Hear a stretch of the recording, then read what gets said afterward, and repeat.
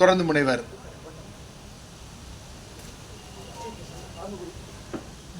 தொலைபேசி துறையில் பணியாற்றிக் கொண்டிருக்கிறார் எஸ் பரமகுரு அவர்கள் நூலுடைய சிறப்பு படியை பெற்றுக் கொள்கிறார். முன்னதாக மிக அண்மையில் முனைவர் பட்டம் பெற்றிருக்கிற சுபா அருணாச்சலம் அவர்கள் எஸ்ஆர்எம் பல்கலைக்கழகத்தில் பேராசிரியராக பணியாற்றிக் கொண்டிருக்கிறார்.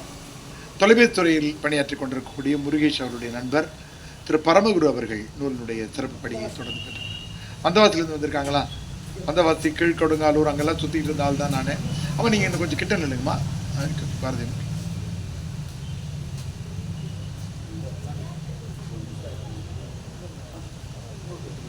ஐயா பதிப்பக நண்பர் இந்த மாதிரி தொகை கொடுத்து வாங்குகிற நிழற்படங்களில் சிரித்து கொண்டே அருகில் நிற்பது வந்து இன்னும் மகிழ்ச்சிக்குரியதாக இருக்கும். ஆமாம் அவங்க பேர் ஜெயஸ்ரீ. ஓ அப்படியா? ராஜ் தொலைக்காட்சி ஊடகவியலாளர் ராஜ் தொலைக்காட்சி அவர்கள் ஜெயஸ்ரீ அவர்கள் நூலுடைய படியை பெற்றுக்கொள்கிறார். அமுதா தமிழ் தொந்தரவுக்கு மன்னிக்கவும். இவங்க வந்து ஜெயஸ்ரீ ராஜ் தொலைக்காட்சியில் பணியாற்றுறாங்க. ஒரு முறை ராஜா முகமது ராஜான்னு எனக்கு தெரிஞ்ச முகமும் நட்போடு அவங்க எங்கள் வீட்டுக்கு வந்தாங்க. புழக்கடை அப்படின்னு ஒரு புத்தகம் போட்டிருக்காங்க. அதாவது பிராமண வகுப்பை சேர்ந்த பிராமண வகுப்பில் என்ன பண்ணுவாங்கன்னா பால்ய திருமணம் பண்ணிடுவாங்க. ஒரு குழந்தைக்கு பால்ய திருமணம் பண்ணுறாங்க. உடனே அவங்க கணவர் இறந்துடுறாரு. அந்த குழந்தைக்கு நடக்கிற கொடுமைகளை வந்து எழுதியிருப்பாங்க. அதை கொடுத்துட்டு இன்னொரு புத்தகத்துக்கு என்கிட்ட அணிந்துரை வாங்க வந்தாங்க. அப்போ நான் சொன்னேன், எனக்கு இலக்கிய உலகத்தில் யாரையுமே தெரியாதுமா அப்படின்னாங்க. நீ கவலைப்படாதம்மா, ஒரு 4 ட்ரிப்பு நிகழ்ச்சிக்கு வா. ஏன்னா அரசியல் துறையாகட்டும், சினிமா துறையாகட்டும், காவல்துறையாகட்டும், எல்லா துறையிலையுமே பெண்ணை பின்னுக்கு தள்ளி ஆண் முன்னாடி நிற்பான். ஆனால் இலக்கியத்துறையில் மட்டும்தான் பெண்களை, பெண் எழுத்துக்களை, பெண் இலக்கியங்களை கொண்டாடுகின்ற ஆரோக்கியமான மனப்போக்கு இருக்குது. நீ அதனால் ஒரு 2 கூட்டத்துக்கு வந்து 4 பேரை பார்த்தீங்கன்னா போதும், உனக்கு ஒரு கூட்டம் வந்துடும்னு சொன்னேன். இன்றைக்கி அவங்களுக்கு இது முடிச்சுட்டு ஒடியாராங்க. ஜெயஸ்ரீ அவர்களுக்கு இலக்கியத்துறையின் சார்பான வரவேற்புகளை சொல்லிக்கிறோம். நீங்கள்லாம் வந்துடும் போது இணைப்புறையிலேருந்து நான் வாழ்த்துறைக்கு மாறிடணும் அப்படின்னு விருப்பம் எனக்கு இருக்கிறது. உட்காருங்க, இங்கே கூட உட்காரு. ஒரு நிழற்படம் எடுத்திங்கன்னா ராஜ் டிவியில் இருக்கிற நண்பர்கள்ட்ட காட்டலாம். அதனால் ஐயா முருகேசையா ஐயருடைய ஐயா ஏற்புரை அவ்வளோதானா? வேறு எதுவும் சிறப்பு சேர்க்கணும்? யார் எதுவும் நண்பர்களே, ஆதிராமாஸ் அவர்கள் சொன்னதை போல திருவள்ளுவர் வந்து பல்வேறு செய்திகளை சொல்லுகிற முத்தத்தை குறித்து ரொம்ப அழகான ஒரு குறளை எழுதியிருக்கிறார். நம்ம ஆங்கில முத்தம்னு சொல்லுவோம்ல, அந்த மாதிரியான ஒரு முத்தத்தை பற்றி திருவள்ளுவர் எழுதுகிறார். பாலோடு தேன் கலந்தற்றே பனிமொழி வால் எயிறு ஊறிய நீர் என்று சொல்லுகிறார். காதலினுடைய உதட்டிலே, இதழ்களிலே, நாக்கிலே ஊறுகிற நீரினுடைய சுவை எப்படி இருக்கிறது என்றால் பாலும் தேனும் கலந்ததை போல இருக்கின்றது என்று திருவள்ளுவர் எழுதியிருக்கிற அந்த முத்தத்தை நினைவுபடுத்தி எனது அன்பிற்குரிய இளைஞர் 70 எத்தனை வயதுன்னு சொல்லக்கூடாதுன்னு சொல்லியிருக்கிறாரு. அந்த வயதுக்கு மட்டும் 7க்கு பக்கத்தில் கோடு போட்டு விட்டு விடுகிறோம். நண்பர்கள் வரவேற்புரையிலே குறிப்பிட்டதை போல ஐயா பதிப்பக உரிமையாளர் நண்பர் குறிப்பிட்டதை போல கலைமாமணி ஏர்வாடியார் பல்வேறு நிகழ்வுகளிலே வெளியிலே தலைமை ஏற்கிறார் என்றாலும் நான் ஓர் ஐஏஎஸ் அகாடமியில் நடக்கிற கடந்த 7 ஆண்டுகளாக நடைபெறுகிற அகாடமியினுடைய தொடக்க விழா, ஆண்டு விழா, பரிசளிப்பு விழா, நூல் வெளியீட்டு விழா அனைத்திற்கும் ஏர்வாடியார் தான் தலைமை. அவர் இருக்கிற நாளில் தான் அதை நடத்தும். மேலே கூட ஒரு அரங்கம் இருக்கிறது. அந்த அரங்கத்தை கூட ஐயா தான் திறந்து வைத்தார்கள். நமக்கு முன்பே தெரியும், தொடர்ந்து இயங்கிக் கொண்டே இருக்கிறவர். கவிதை ஒருடைய இதழிலே நூல் திறனாய்வுகளை எழுதி கொண்டிருக்கிறார். ஆசிரியர் பக்கத்தை எழுதுகிறார். 7ஆம் பக்கத்தில் இருக்கிற கவிதைகளை எழுதுகிறார். மனத்தில் பதிந்தவர்கள் என்று ஒவ்வொரு மாதமும் அந்த ஆளுமைகளை குறித்து எழுதுகிறார். பலரை விடுபட்டு விடுமோ என்ற எண்ணத்தில் ஒரு 80-90 பேரை குறித்து தனியாக ஒரு நூலையும் வெளியிட்டிருக்கிறார். கிட்டத்தட்ட எனக்கு தெரியும் 130க்கும் மேற்பட்ட நூல்களை வெளியிட்டிருக்கிறார். தமிழக அரசனுடைய நூல்களுக்கான விருதுகளை மட்டுமல்ல, நான் தொடக்கத்தில் அறிவித்ததை போல தமிழக அரசனுடைய கலைமாமணி விருதையும் பாவேந்தர் விருதையும் ஒரு சேர பெற்றிருக்கிற ஆளுமை இந்த மிக அருமையான இந்த நூல் வெளியீட்டு விழாவுக்கு ஐயா வந்திருக்கிறாரு. ஐயா வந்து ஐயாவுடைய காதல் கவிதைகள் முகநூலில் மிகுந்த பரபரப்பாக எல்லோராலும் கவனிக்கப்படுகிறது. அதில் ஐயா இன்றைக்கி எழுதியிருக்கிற அந்த காதல் கவிதை வந்து ரொம்ப சிறப்பு வாய்ந்தது. நீங்கள் யாரும் தவறாக நினைக்கக்கூடாது. இது நானே படிக்கிறேன்னு நினைக்கக்கூடாது.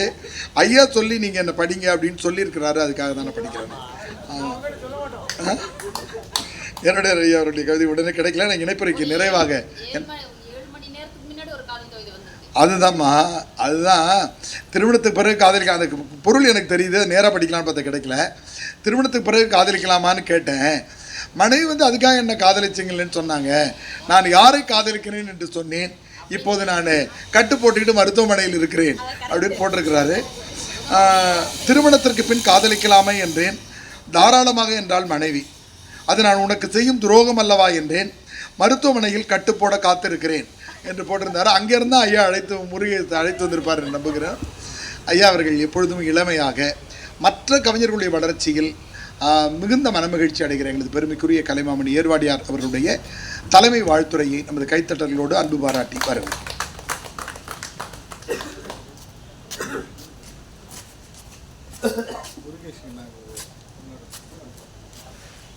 ஐயா ஐயா நீங்களா இவ்வளோ பேருங்க அப்படி இங்கே பாருங்க ஐயா, இங்கே பாருங்க ஏர்வாடி ஐயா,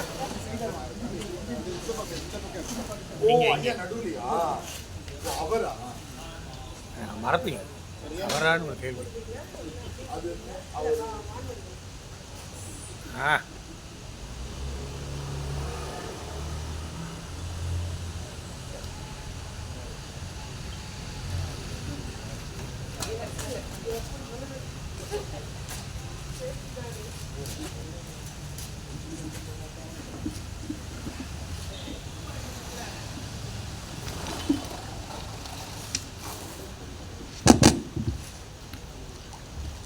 உலக காதலர்களை ஒன்றுபடுத்தி இருக்கிற ஒரு அற்புதமான கவிஞர் ஒருவருடைய இந்த நூல் விழாவில் கலந்து கொள்கிற, இந்த நூலை வெளியிட்டிருக்கிற செல்வா அவர்களே, அருமை சகோதரி பாரதி அவர்களே, முதற்படிகளை பெற்றிருக்கிற ஸ்ரீதரன் ஐயா அவர்களே, கலைவாணி அவர்களே, என்னுடைய கழுதகை நண்பர் அன்பிற்குரிய முனைவர் அமுதா பாலகிருஷ்ணன் அவர்களே, தேசிய நல்லாசிரியர் அருமை நண்பர் மதியழகன் அவர்களே, சொக்கலிங்கம் அவர்களே, வாழ்த்துறை வழங்கி அமர்ந்திருக்கிற மானா பாஸ்கரன் அவர்களே, அன்பு சகோதரி ஆதிரா முல்லை அவர்களே, அமுதா தமிழ்நாடன் அவர்களே, இந்த நிகழ்ச்சியை மிகச் சிறப்பாக தொகுத்து வழங்கி கொண்டிருக்கிற அருமை சகோதரர் ஐயா தமிழ் இயலன் அவர்களே, இன்றைக்கு இந்த சந்திப்புக்கு ஒரு சாத்தியத்தை ஏற்படுத்தியிருக்கிற அருமை சகோதரர் தமிழ் இயலன் அவர்களே, இந்த நிகழ்ச்சியில் கலந்து கொண்டிருக்கிற வசீகரன் அவர்களே, வாக்குவ பாண்டியன் அவர்களே, அன்பு சகோதரி வான்மதி அவர்களே, இந்துமதி அவர்களே, சுப சந்திரசேகரன் அவர்களே, அருமை சகோதரர் தங்கராஜ் அவர்களே, டாக்டர் பாஸ்கரன் அவர்களே, முத்துக்குமார் சாமி அவர்களே, அன்பிற்குரிய சிந்தைவாசன் அவர்களே, சுபா அருணாசலம் அவர்களே, இந்த நிகழ்ச்சியில் கலந்து கொண்டிருக்கிற ராஜ் தொலைக்காட்சியை சார்ந்த அன்பு சகோதரி அவர்களே, உங்கள் எல்லோருக்கும் என்னுடைய அன்பான வணக்கத்தையும் வாழ்த்தினையும் தெரிவித்துக் கொள்கிறேன்.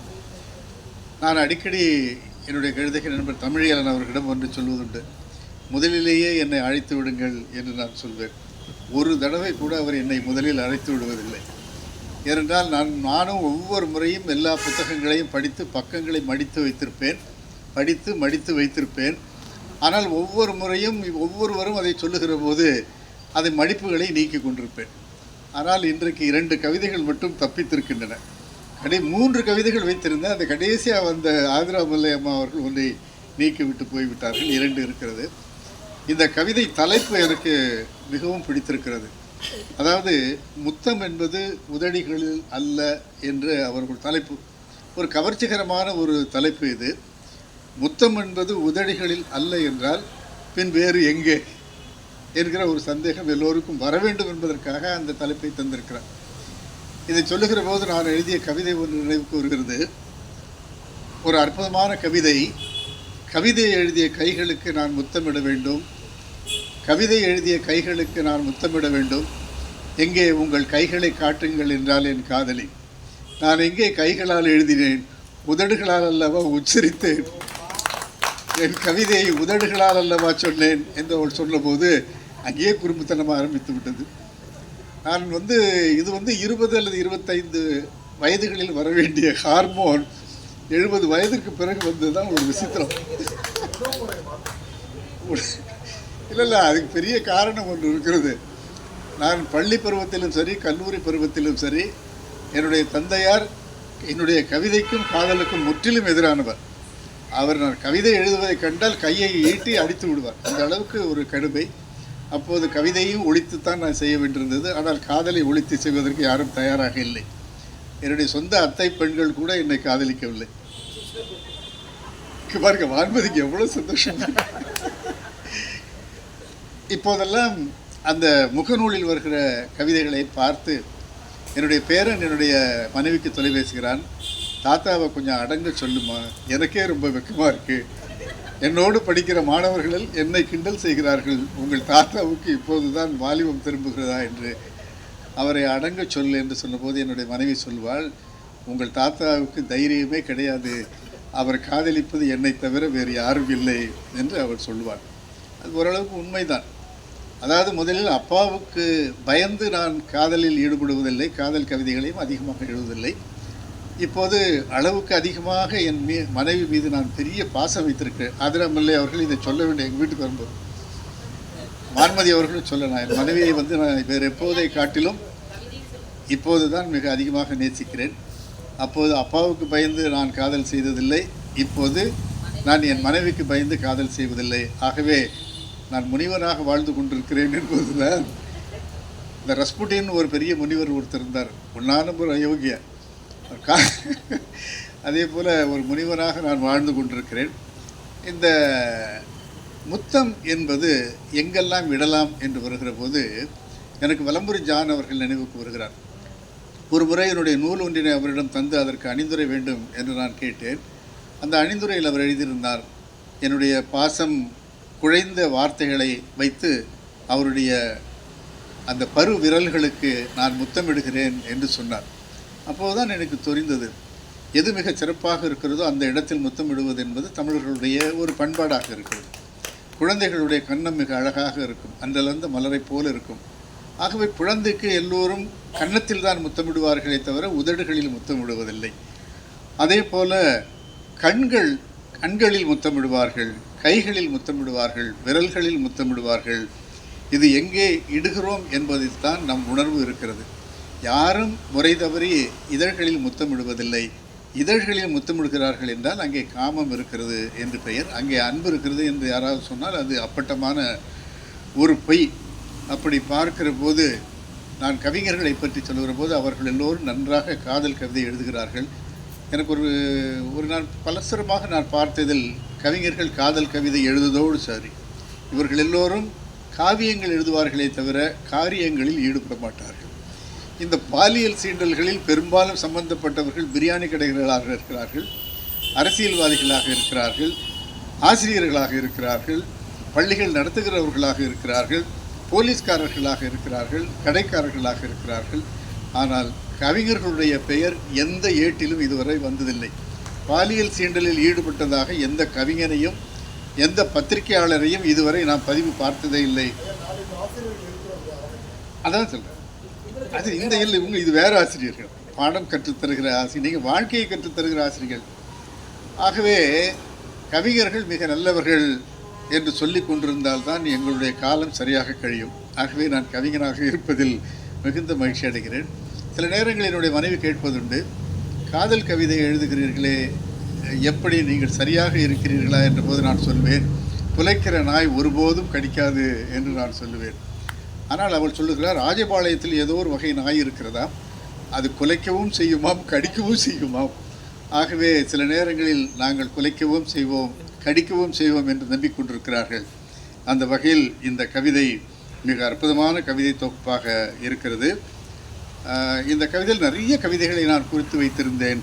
அந்த கவிதைகளை பற்றி, காதலை பற்றி சொல்கிற போது மகாத்மா காந்தியடிகள் ஒன்றை சொல்வார், காதல் இல்லை என்றால் வாழ்க்கை இல்லை என்று சொல்வார். காதல் என்பது வாழ்க்கையோடு சம்பந்தப்பட்ட ஒரு விஷயம். இந்த நிறைவுரையில் காதலுக்கு மரியாதை தந்திருக்கிற என்னுடைய அன்பு மகள் முல்லையும் காதல் பாஷா அவர்கள் வந்திருப்பதற்காக நான் பெரிதும் மகிழ்ச்சி அடைகிறேன். அவர்களுக்கு என்னுடைய வாழ்த்துக்களை நான் தெரிவித்துக் கொள்கிறேன். ஆகவே காதல் என்பது கொச்சைப்படுத்துவதற்குரிய ஒரு செய்தி இல்லை. இன்னொரு ஆங்கில அறிஞர், அவருடைய பெயர் மறந்து விட்டது, நான் பெர்னாட் ஷா என்று கூட போகிற போக்கில் சொல்லிவிட்டு போகலாம்.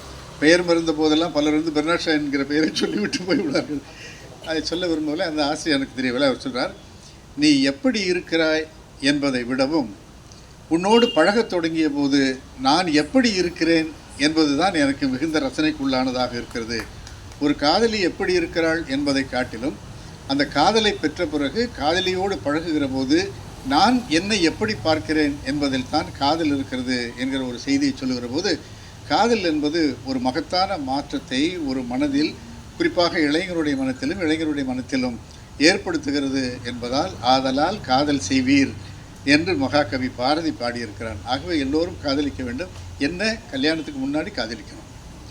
கல்யாணத்துக்கு பிறகு காதலிப்பதாக இருந்தால் மனைவியை மட்டும் காதலிக்க வேண்டும். மனைவியை மட்டும் காதலிக்க வேண்டும். நான் ஒரு தடவை அதான் அந்த கவிதையை சொன்னார்,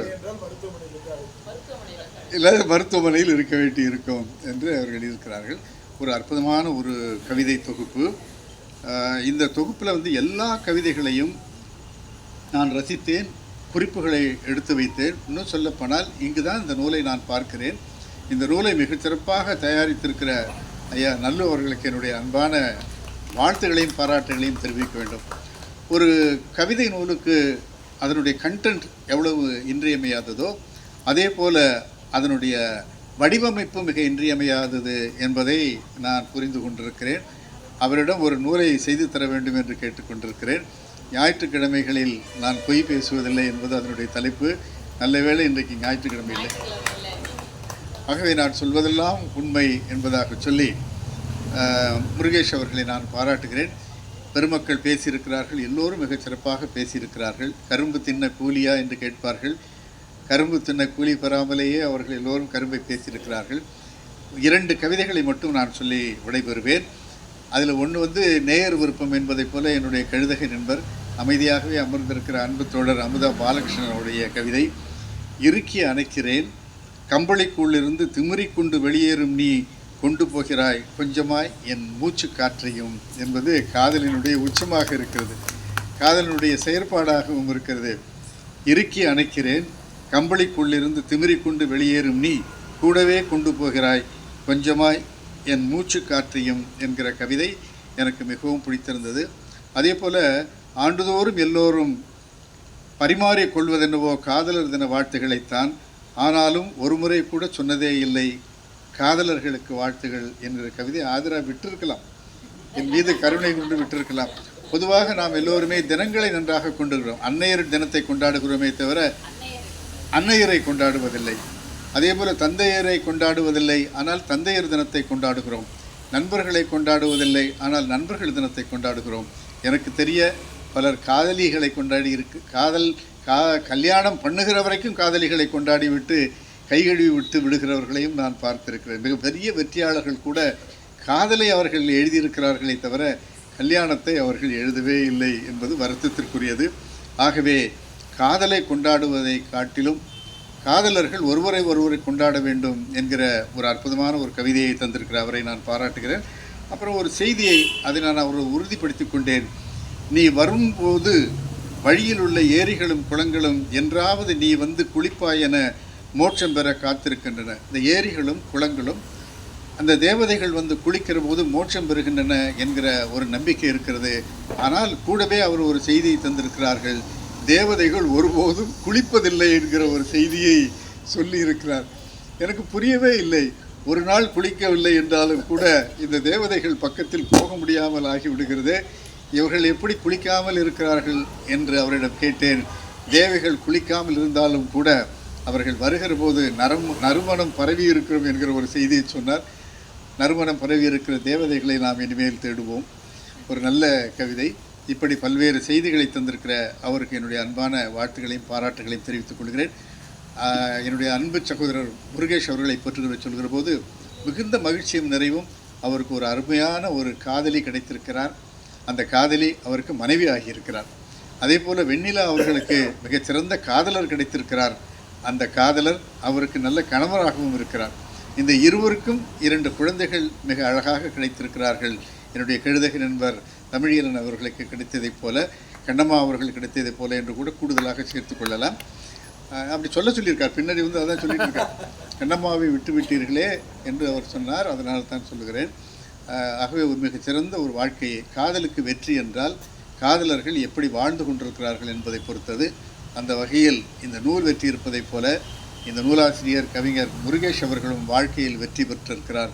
இந்த வெற்றிகள் அவருக்கு தொடர வேண்டும் என்று நான் வாழ்த்தி நிறைகிறேன். நன்றி, வணக்கம். மிக அருமையான ஒரு உளப்பூர்வமான தலைமை வாழ்த்துறை ஐயா அவர்கள் வழங்கியிருக்கிறார்கள்.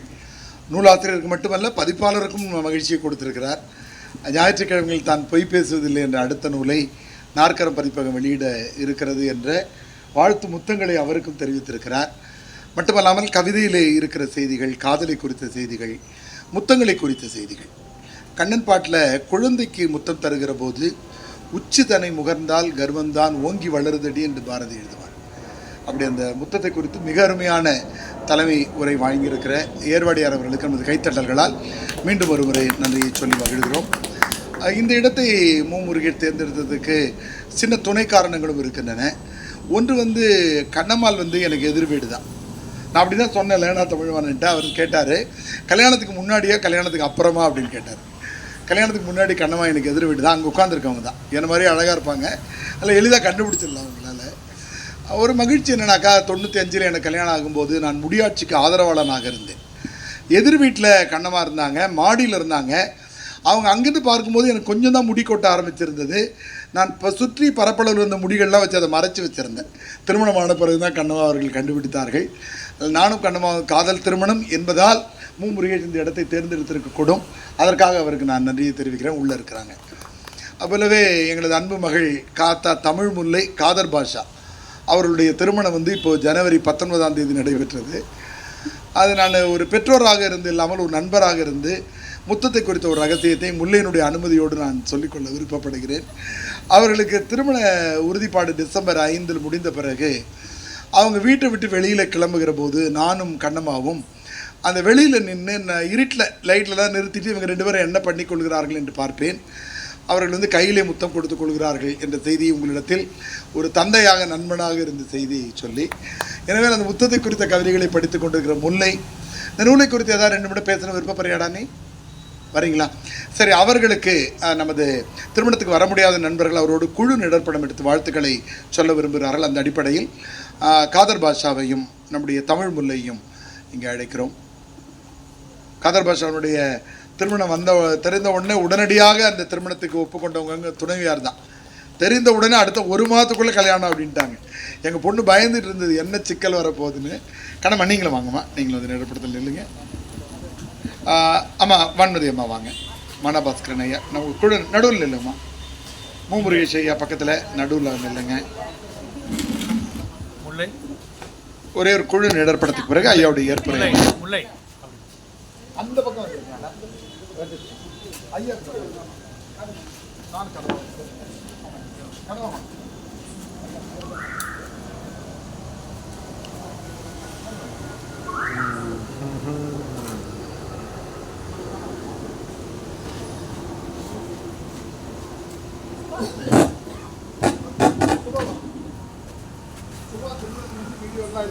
வேண்டாம்.